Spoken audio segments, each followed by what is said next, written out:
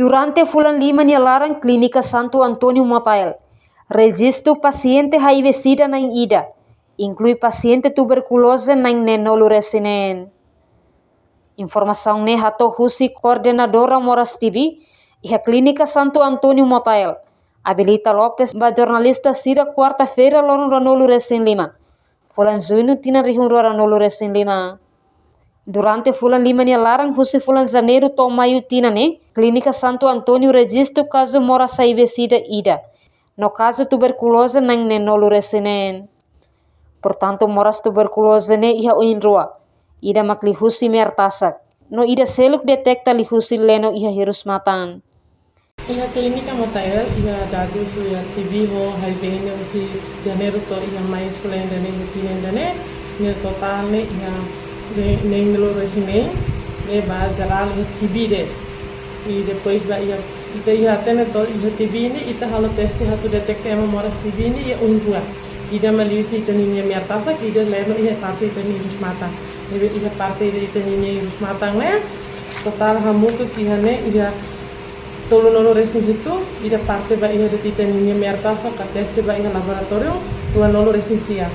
Nebe pues iha kona ba HIV iha tinendane iha emana ida ma iha ne tambahnya mai tratamento TB kami halo teste mos ba HIV nema kami bela detekte de miane hata Moras TB oh ba HIV iha ne ami programa ne se kono detekte sira ba ema hata Moras HIV ne ami detekte ba hira sira mai ne tratamento ba TB depois kami bela halo ba teste ba HIV depois de hatan teste ba HIV positivo kami foi começa minha tratamento kali negativo ami fokus ba ia TB ya nenolo resinen ya ne tratamento ya ne ita tratamento ba fulang nende TB nya ne bekari fulang nende maremata si janeiro até mane ya balu remata ona ne completa ona sira otona kami sikona ya balu se tratamento de lara ami se observa direito ita ne ita reação menos ona itu isso significa kata ita ninya ema sira ta ita ne comunidade sira ni sira ia preocupação ba ia Moras tuberculose sin sira cara gitu hatu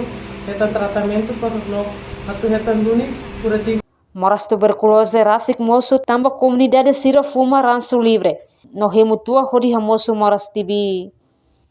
Tur dados nebe Clínica Matael registro. Durante tina rihun ranolo resihat, iha ema nain atos ida nen mak afeta ba Moras TB. Husi número ne nain hat nolo resihat mak positivo ba mertasak. No resto nain 5 nolo positivo ba resis. Reportagem Marquita da Silva, Televisão Timor Pos. Janela informação ba emogoto. Atua tem informação atual dia Clio. Kita haluha. Haneham botão subscribe, like. Halo comentário no fahe tutang ba media sosial hotu.